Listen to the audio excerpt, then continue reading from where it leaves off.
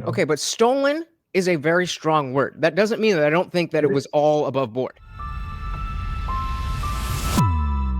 They refuse to accept the results of a free election. And again, it's not us that's refusing I started this off saying Joe Biden is the president of the United States. It's Donald Trump who's doing that. And so if you don't believe that, then you shouldn't feel attacked by this. Why not? If you feel like the election wasn't stolen, and he's talking specifically about people who do, right? Who don't believe that things like the law should be enforced because Okay, but stolen is a very strong word. That doesn't mean that I don't think that it was all above board. And so I don't think that it was above board. And so I don't think that if it was above board that Biden would be in office. It would have been a whole different story. Can you go into depth there? I mean, again, if we didn't change to the mailing ballots, it's Trump's fault. But that we locked down. If we didn't lock down, if we were able to go and still have the absentee ballots, but not in the mass mail-in, that completely changed the landscape of how people interacted with the election process. But isn't that interaction just people voting, right? If there's no evidence that there was fraud, then American people voted for the current president. Sure. Right? I'm trying to understand how, even so you don't see any change in how the 2016 election was held and the 2020 election was held. There were changes that were made due to COVID. Okay, so that's what we're talking about.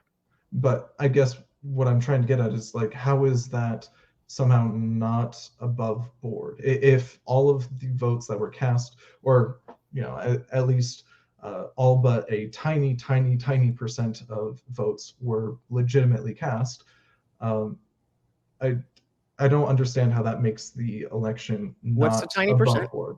The number of votes that were cast that were not legitimate. Do you have a number? We keep track of them.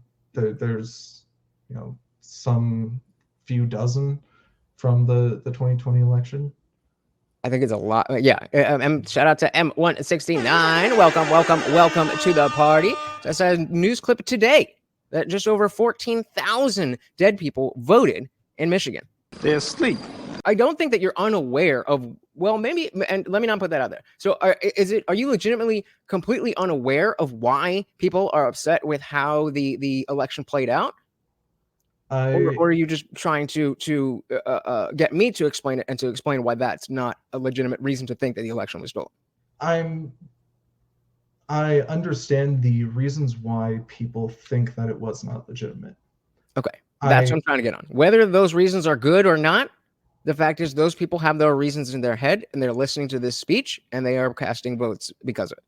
Well, but again, it's if you already aren't listening to Biden, then what he's saying probably isn't going to sway you any further, right?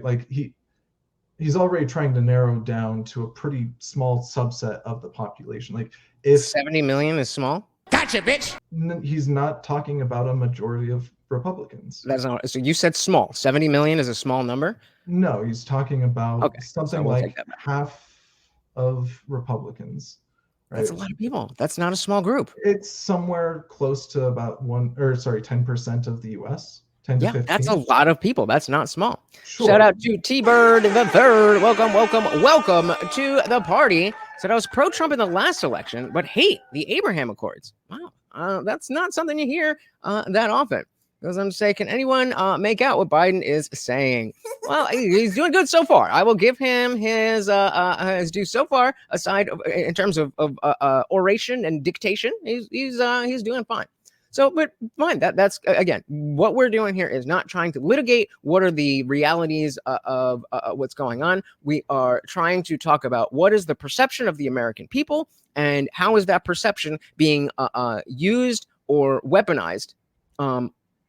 Or trying to be solved, and I don't think this speech had any intention of bringing anyone together. Thanks so much for watching, guys. If you enjoyed that clip, check out the full live stream link in the bio, and catch me live every Monday, Wednesday, Friday, 8 p.m. Eastern. See you there.